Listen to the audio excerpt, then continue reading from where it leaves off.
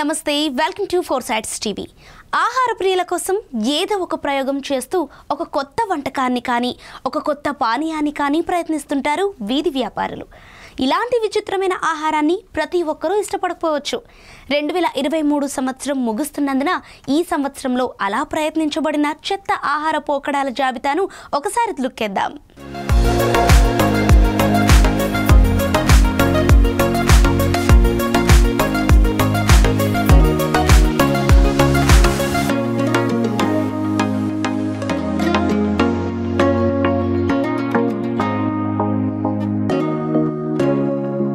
భారతదేశంలో అధికంగా వినియోగించే పానీయాలలో ఒకటైన టీతో విచిత్రమైన ప్రయోగం ఒకటి సోషల్ మీడియాలో కనిపించింది. నటుడు ఆశిష్ విద్యార్థి కోల్కతాలోని ఒక స్టోర్లో రసగుల్లా చాయ్ అమ్ముతున్న వీడియోను ఇన్స్టాగ్రామ్లో పంచుకున్నారు.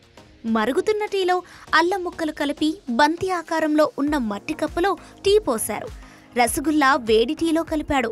ఆశిష్ విద్యార్థి దానిని ఆస్వాదిస్తూ ఈ కాంబినేషన్ని వావ్, ఇది ప్రత్యేకమైనది, ఇది టీలో ముంచిన రొట్టెని పోలి ఉంటుంది, రుచికరంగా ఉంటుంది అని అన్నారు.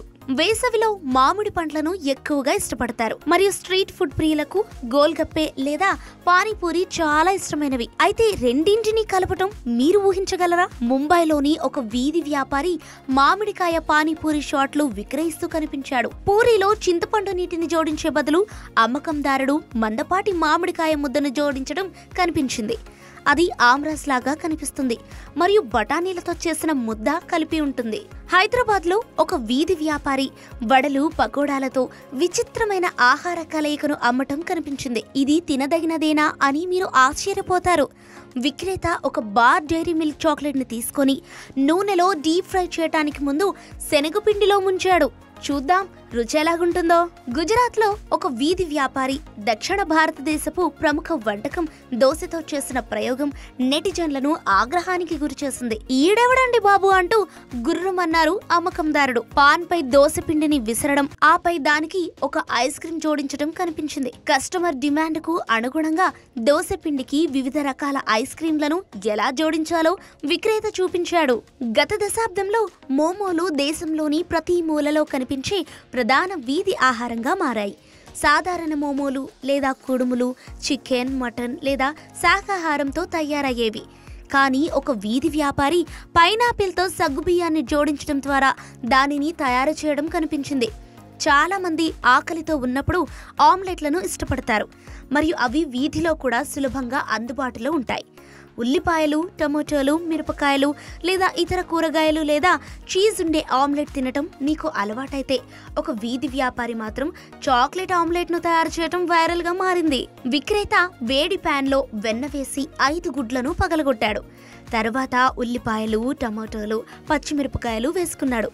అప్పుడు అతను విచిత్రంగా డైరీ మిల్క్ చాక్లెట్ యొక్క 2 బార్లను తీసుకొని వాటిని ఆమ్లెట్ పైన తురుముకున్నాడు. అది ఉడికిన తర్వాత అతను కొంచెం చాక్లెట్ సిరప్ పోసి మైనస్ తో వడ్డించాడు. ఛత్తీస్గఢ్లోని రాయ్పూర్లోని ఒక ఫుడ్ స్టాల్లో బ్లూ కలర్ దోశ తయారు చేయబడింది. ఈ నీలిరంగు దోశ ఆహార ప్రియుల మధ్య చర్చనీయాంశంగా మారింది.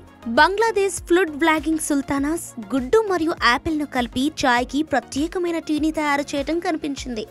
ఆమె మొదట టీ మరియు చక్కెరతో కలిపి యాపిల్ను పాకం చేసింది.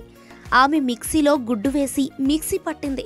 జల్లెడ ద్వారా వడపోసిన తర్వాత పానీయం అందించబడింది. ఈ special egg and fruit tea వీడియోను ఫేస్బుక్లో పోస్ట్ చేశారు. ఇన్స్టెంట్ నూడిల్స్, మ్యాగీ చాలా మందికి కంఫర్ట్ ఫుడ్గా ఉంది.